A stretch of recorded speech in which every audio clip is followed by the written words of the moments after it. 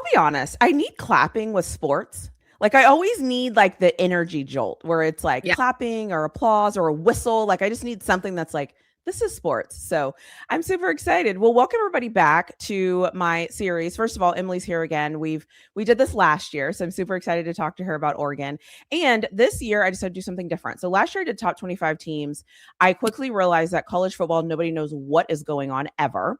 So it made more sense. Instead of doing top 25, I decided to do teams that I think are going to impact college football.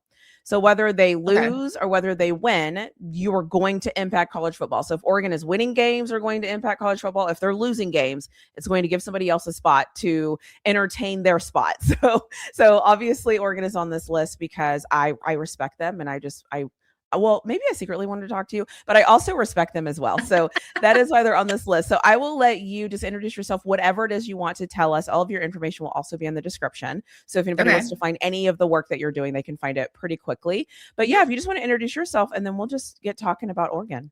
Yeah, no, thank you so much for inviting me back. I'm super excited to be here to talk to you again because you are so fabulous and such a joy. But you can find me on Twitter and Instagram. I think the ad's the same. It's Emily E. Taylor 23. Honestly, TikTok might be the same. I'm gonna have to double check that for you. I'm new to Okay. that entire sphere. Me But too. otherwise, it's a lot. Otherwise, I run and host the Saturday Huddle Podcast, which is a college football podcast that just launched in June, and it has been super fun.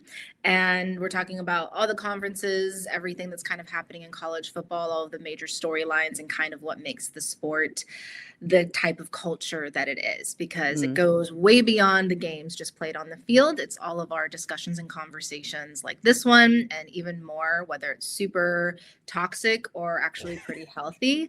That's kind of what contributes to what college football is. So it's a show basically unpacking that. Yeah, I agree. I love that. I've started to see that and I'm like, this is so interesting because we often talk about college football, the game that's on the field, but we don't Yeah, often talk about like all the things that surround it that make up that game on the field that makes us so crazy. right. So, so I love It's that. true. And I'm Yeah. an academic, so I was trying not to make it too academic because no one likes that. But Yeah. from an academic standpoint, there's like a lot of intrigue there because of Hmm. all of the different dynamics and how people are communicating with each other and the assumptions made, and kind of like this own college football language that we have where we're able to reference certain games or certain plays where Yeah. most college football fans know exactly what a person's talking about. So it's actually really fascinating, Yeah. and I can only imagine what non-college football fans like how they view it and Yeah. how they I, grasp, like how they understand it. it's definitely different. I love that. Yeah. So tell me about Oregon this year. Like, what is the storyline that is surrounding the team, or what are you all feeling this year? It was kind of an interesting year for you last year. Like, you did everything you were supposed to do, and then you didn't, and then it was kind of weird. But then players came back. So Yeah. how is that feeling right now? What are you guys talking about, thinking about? I mean, I think there's from a national standpoint, I definitely think there's kind of like this headline and storyline of like, is this the year they get it done? Yeah. And Oregon as a team has teased it multiple times. Like we had really like we made it to a couple of national championship games. We've made it pretty far, obviously, in the playoffs. We just, it's about, can Oregon get over a hump or can they win the games that matter? And if you take a look at the teams that Oregon has lost to since or under Dan Lanning, most of them, those teams have gone on to win national championships. Yeah. So that can be viewed as a positive and a negative. Like, okay, that's cool. We're losing to good quality teams. But at the same time, like, what if we just did a few things differently? Would Yeah. we be in that spot? And so that's obviously bittersweet to think about. But I would say that's kind of like the big storyline and kind of nationally what people are talking about, because we do have returning players. We have a returning quarterback. We have obviously a very like a strong head coach. We have a lot of things to feel super optimistic about. We have a lot of weapons. It's just a matter of like, is this the year that it finally comes together and we don't get annihilated in a playoff game, or one that we can actually win and move on to a round that we have yet to make it? So Okay. I would say that's probably the major storyline. That's fair. Heading into this, if you are seeing this lovely video, don't forget to make sure that you hit the like button. Don't forget to check in the description section so that you can find all of our socials and all the ways to keep in contact with us. And if you want to really engage, leave us a comment in the comment section below. Now let me let you get back to your video. Fair. heading into the season, what are you most excited about? What do you think the strength is of this team? Where do you think you guys are like, no, we're good there. We're so good. Yeah. I mean, honestly, I would say that really falls under the category of returning players, the first being Dante Moore. So the first, having a returning quarterback, and the fact that he didn't go to the NFL draft was huge. It was, something that was kind of a question all of last season, especially in the latter half of the season, where it's like, is he going to come back or is he going to go to the draft? And that was a fair question considering how, it wasn't a super exciting quarterback draft year for the NFL. Yeah. It wasn't super strong. And so that was a reasonable question to be asked.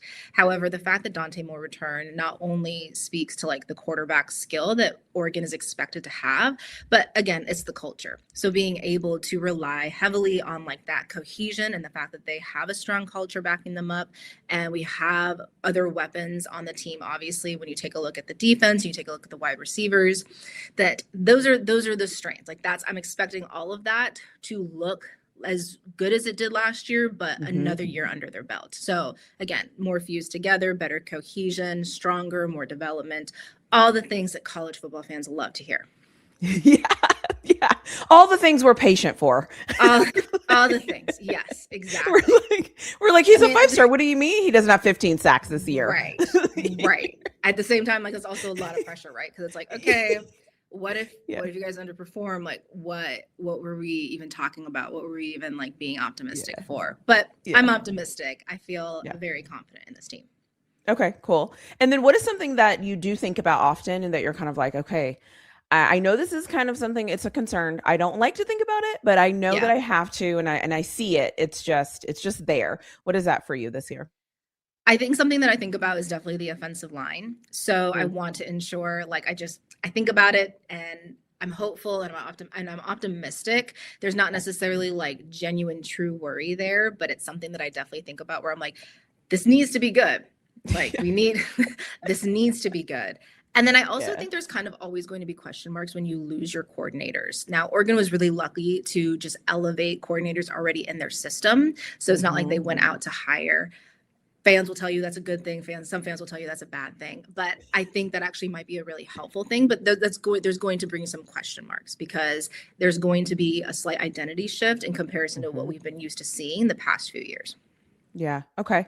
Yeah. Is there something outside? I was actually really interested to ask you this. Is there something outside of that you hear that's outside of the fan base or that's in talks where you're like, you guys just don't understand us? You are talking about this, but you're missing this point. What is it with Oregon? Because it happens with Texas all the time. I hear things about Texas and I'm like, no one literally is saying that ever. But what is something that you hear just about Oregon or that you feel like you guys are misunderstood in different situations? I mean, we definitely still get referred to a lot with the uniforms. And I understand. So the thing is, I understand it and I don't. I understand it's the flashy uniforms, but Oregon doesn't have a national championship to back it up. At the same time, we are a Nike school. We are the Nike state.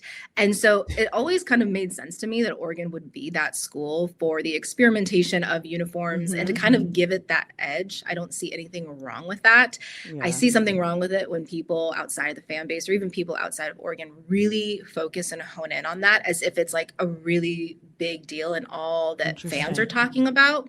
Yeah. Which we talk about the actual football way more than we talk about the uniforms. The uniforms are cool. We talk about what they might look like. We talk about which ones we might buy, but it definitely doesn't take up a ton of space because we're really focused on the actual football as college football fans.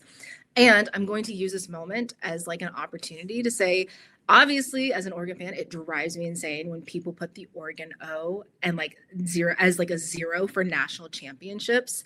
And I think this might drive me crazy because of my education background, but using a letter for a number has always driven me crazy.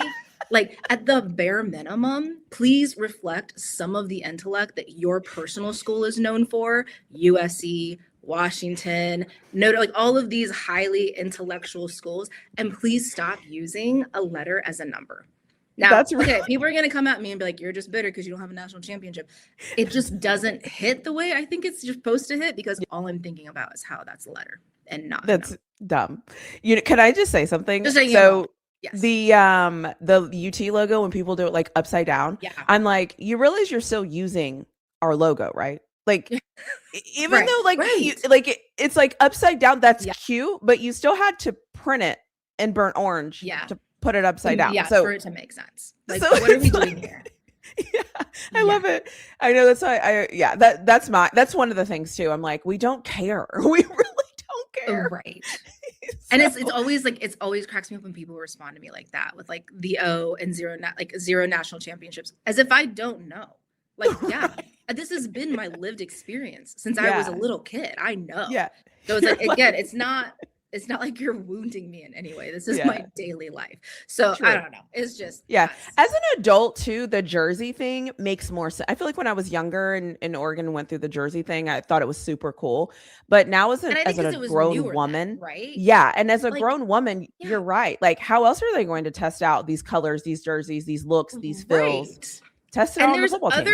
and it's not like they may have been the first, like the first to do Yeah. it, but like from an innovation standpoint of a brand wanting to showcase their innovation, Yeah. that just strategically makes sense.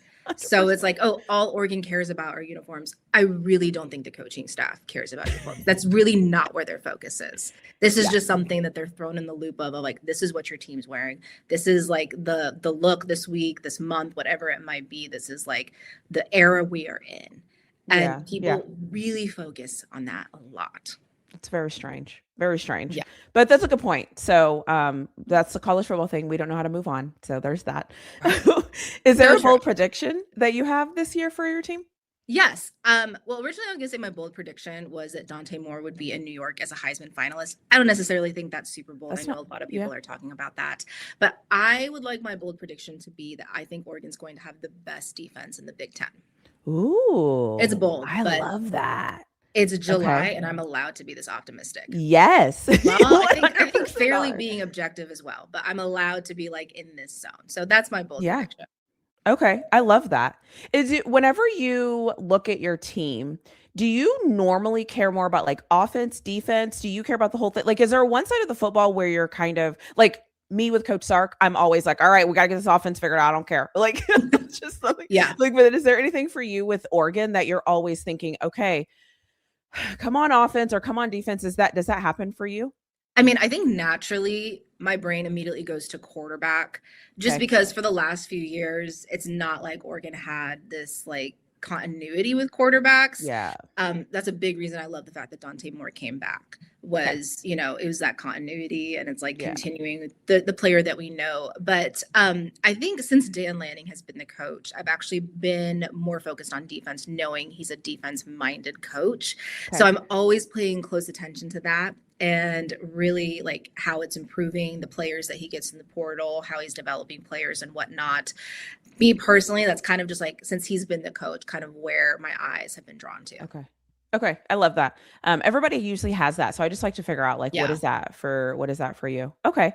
Well, I like Dan Lanning. I know a lot of people don't. I think he rubs people the wrong way but I think he's just like a confident type of, he reminds me of Mike Vrabel and just the way that he carries himself as far as just the confidence. His shoulders are always back. He's always entering a room like with a little bit of power to him.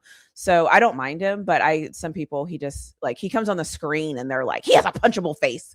I'm like, oh my gosh. Oh my gosh. So, and it's interesting, right? Because like he's one of the youngest coaches in college football. Mm-hmm. And I think when you compare that to the behaviors and mannerisms of some of the older coaches in college football and kind of what we were just accustomed to with like Nick Saban, what we see in Kirby Smart. I mean, you take a look at Curt Cignetti, like the Curt Cignetti can be a little petty, I feel like, and he has kind of like a mouth on him. He just doesn't use it as often. But there's like that difference in mannerisms that I think some people are just like, oh, why does Dan Lanning act like that? Or why did he say this? Or why did he approach this question this way? And I kind of just chalk it up to age. Like I never think very much of it because I'm just like, that's just a difference in like the type of football coach he is. And part of that is because he's a younger football coach. And I think that's pretty consistent with the younger football coaches we see in college football. Yeah. Okay. Yeah, that's actually a really good point. That's a good point. So let's get to the fun questions. So Okay. besides your team, which obviously you're paying much attention to your team, who else Yeah. are you most interested to see what's going on this year, what they have, and what, whatever they have going on and why? Which team would you pick? Or you can pick Yeah. multiple teams if you want. Okay. I was gonna say, because there are like many Yeah. interesting teams. I think for me, the first one that comes to mind is Michigan, just because I think they like nailed it with their hiring of Mm-hmm. Kyle Whittingham. Now, I'm not saying I have these super high expectations of Michigan in his first year, but I do expect, like, as a non-fan, I expect some turnaround and obviously some improvement. And I think fans should be really optimistic and happy with the trajectory of their program, especially with a coach that kind of brings a sense of maturity and calm and Mm-hmm. perhaps an opportunity to keep them out of the news for negative, bad, not good things. And Facts. so I'm keeping my eye on them just because I'm really fascinated to see what he does there and kind of how he adjusts and kind of how he's able to turn that program around. I say that loosely because they're not very far removed from winning a national championship. But so it's not like they have a ton of work, but there's a lot of question marks Right. around. Yeah. I think in general, and within the SEC, I don't think enough people are really talking about Oklahoma. Not that I have Mm. incredible high hopes for Oklahoma because I don't pay attention enough to them to really Yeah. know, but I think there are still some weapons there that are worth paying attention to Mm-hmm. and at least being talked about in the same conversations. I mean, we spent a great amount of time talking about LSU, right? Just with Lane Kiffin alone. And I imagine a lot of people are paying attention to that team this year, that Oklahoma's kind of like gone under the radar. And I'm really Right. interested to see what they do. And I think Yeah. I speak for a lot of college football fans when I say Texas Tech. I think people are just naturally going to be tuning in, for the very least, to like hate watch, because I think I can't remember, that was like, to bring together that many college football fans and like unity over like agreeing over the same thing was actually pretty impressive. I tip my hat to Texas Tech because I really didn't think college football fans could be brought together like that. So I think just naturally it's like, okay, what are they going to look like? I don't care. Yeah. I don't really have a team in this fight. I don't really, know much about the conference maybe, but I think that will draw some eyes as well. For sure. It's funny. I was like, Coach Sark's greatest accomplishment might be making everybody realize that Texas Tech actually does have an easy road. Right. Right. Like nobody likes Coach Sark, but when you make a good point, we're with you. So Right. like, Exactly. yeah, yeah. Oh gosh, Texas Tech to be able to play that Big 12 schedule and just what a life. What a What life a they are life. living. Literally, what a life. Yes. So I don't even know if they have any nationally televised games. I don't know either, but Yeah. it's so funny, like how much we've talked about Texas Tech in the last couple of years because of the amount of money they've spent, but now Right. because of this entire thing. And it's just like, God, I've never thought about Texas Tech this much ever. And I'm still not even thinking about them that much, but like this just seems like we're all like thinking and Yeah. talking about them a lot more than I ever would have given them credit for. So Yeah, you're just interested. Like, what is this going to be? yeah, Yeah. exactly. Yeah. And they better not lose a single game because all of us are going to be looking at them Oh, it'd like, be insufferable. are you kidding me? Like, Yeah. yeah. So every team has like one thing standing in the way that you're kind of thinking in the back of your mind, like, if I could just steal this player, if I could just take him, plop him on my team, we would be so much better. Or I wouldn't have to worry about that position. Do you have a player in college football where you're looking at them and you're like, man, if he could play for Oregon, I would just love that. And I would never worry about this group. Honestly, I'd probably go the OT route. And I'm thinking about probably Jordan Seaton at LSU. Yeah. That was like the first player that comes to mind. Originally, I was thinking more. I had a variety of different positions, but I would say if that could hone in, and if we had like a really elite dominant player, I would feel even better about this team. Yeah. Okay. But anybody that talks about their O line just, has a special place in my heart because some people are like, I want a receiver. And I'm like, okay, like, dude, that's what you want. Right. And there's nothing wrong. Like some teams can say like, our offensive line is fine. Give me a receiver. But a lot of teams are like, my offensive line is bad and I want a corner. I'm like, okay. Right. Okay. You have fun with that. He'll be strong, I guess. I don't know. Exactly. But okay. Yeah. Great. Good for you. So what 3 words do you hope define the season? Not using champions or winning or things like that. What 3 words, or if Ooh. you have a 3 short sentence or something, people get creative with this one. What would you hope defines the season? Okay, I'm not going to go the sentence route, but the first word that comes to mind is dominance. Like, I want Okay. them to be dominant in every game they play Okay. and like win. That's like, that's common Yeah. sense. Yeah. I would say resilience. I've never That's the one. necessarily viewed them as a team that lacks resilience, but Okay. that can never hurt, especially the longer stretch of college football and when you Mhm. get to the postseason. And then I don't know, can I say like development? Because we have so many returning players, I'm Yep. expecting that development to obviously take a jump and something that Mhm. really is like a driving force of the success of this team. Yeah. You know what I was thinking about when you were talking? I was like, if this is like the day before the national championship game or the day before the semifinal games, and you know how they do the thing where they like talk about the team, like, where does this team shine? Like those, I Yeah. could just see those words being like, well, they've been resilient this year and Right. they, whatever, Yes. whatever. So that's kind of like, as you were saying that, I'm like, yeah, all of those things. It's so interesting how many people that watch college football that say development watch development, want development, as opposed to those people who don't feel like who just feel like it should just happen.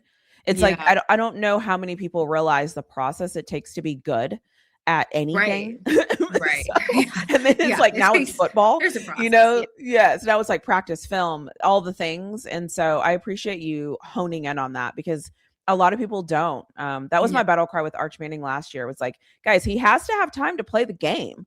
Like, what are we doing? But everyone's like, no, he Right. should be good right now. I'm like, all right, like no one ever is that good immediately, And I but thought that was okay. a really interesting talking point last year with Arch Manning because there was really high expectations Mhm. before the season. And Right. even the season that they had last Yeah. year, I thought was pretty appropriate given the age of Arch Manning. And so now I imagine like that's probably a question mark going into Texas's season, right? Is like how much has Arch developed and what is that Mhm. offense going to look like? Yeah, and I worry about it all the time. It's yeah, I Everyone's mean, yeah, everyone's like, "You have an offensive coach," and I'm like, "And that's why I'm worried about it." Like, I right. mean, I should that if that's your thing, right? Like, do Right. it. I mean, let's Yes. go make it amazing. So, That's like where that's there's pressure and that's where it can be bad, right? Because if that's your thing, if offense is your thing, your offense is struggling, like fans aren't what are we going to take doing? that well. Right? Like, Like, what yeah, are we fans doing? aren't going to like Yeah. that's not going to go over well. So if they understand like the notions of development and like that time needed, then it's a little bit different. But Yeah. college football fans like to jump to assumptions. So All the time. Yeah. And then there's also, and I'm sure you'll understand this, there's the thing in college, in football, just in general, yeah, that if your coach schemes something and everything is wide open and the guy drops the ball, that's actually not the coach's fault. right. Although we think, the coach should go out there and like block, pass, and do all the it's like Yeah, it's wide open. I mean, the whole field was open. He dropped it. And so yeah, I get that. That's not Coach Sark's fault, but and we did have issues last year with that. So that's why sometimes it's like some people you just can't have conversations because you're like, yeah, they lost. And you're like, but did you watch it? I mean, if right. you watched it and we can talk about the game, but let's not talk about the loss. Let's talk about the game and what Yeah, happened in the game. So, totally. anyways, Yeah. I can go off on that tangent for hours, but anyway, so I'll just leave that where it's at. So my last real question is, when you look at the schedule, is there anybody that you're thinking, okay, if we happen to lose a game or two or whatever, it just can't be this game. It can't be this team because that would just derail everything. I feel like there's always games where if you lose to certain teams, it's kind of like, okay, I don't want to lose to them, but like, all right, whatever. But who on the schedule are you looking at this year where you're like, no, not them? I think every year my answer will be Washington Yeah. because as a rival, that's just a game you can't lose. And it's just like so we go to Columbus this year against Ohio State. Yeah. Obviously, that's like a game that people have circled. Obviously, it's a game I really want to win. It's Mhm. not necessarily going to derail Oregon's season if they have a season I'm expecting them True. to if they lose in Columbus to Ohio State. Unless Ohio State totally lets me down this year and it's not good. It's trash. Yeah. But I'm not expecting that either. So, but with Washington, it's like when you lose to a rival, that just is like kind of like a morale hit. Like that, it can derail a season, like emotionally and mentally for fans. I imagine for a program itself. So like in Dan Lanning's first year, he lost to Oregon State and he lost to Washington. And so having those two rival losses, like that was not a fun time. Granted, it was his first year. So I think some fans were able to be like, okay, year one, he's a first-time head coach. He's really young. Hopefully we never do this again. And we obviously struggled with Washington 2023, and then they went to the national championship. But it's just like it's not super healthy for a program that's expected to play at such a high level if they lose to their rival, especially when their rival is not like at a same high level. Exactly. And so it's just like, it's kind of damaging to the overall culture, I would say, in a way. And I can see how that would derail a season. Yeah, for sure. Okay. Yeah. Fair enough. Is there anything that you're like, Washington? No, forget them. Okay. We're better than them. We recruit better than them. Like unacceptable. Yeah, exactly. It's unacceptable to yeah, absolutely. I got you. Yeah. Is there anything that you wanted to talk about or that you wanted to mention that maybe we didn't talk about, or just something that's top of mind that maybe you're thinking about before the season starts? Nothing in particular. I mean, I guess like while I'm here, I think it's a bad idea to expand to a 24 team playoff. So, I mean, I know I've said that in quite a few spaces, but I definitely don't think that's the way to go. And I really hope that's not the way it's going, because I agree. That just would not be good. I do not see the point. We do not need to make this March Madness. No. And I say all the time, I don't even think there's 24 good college football teams, respectively. Right. And this came up recently, and it's a good point with somebody where, like, if your team is consistently making the playoffs or consistently playing at a high level where their likelihood of making the playoffs is generally pretty high every season, of course, we don't want the 24 team playoff because we're looking at more games, the risk of injuries, just prolonging something that we otherwise can cut short, because we kind of get a good idea of who the top teams are by the end of the season.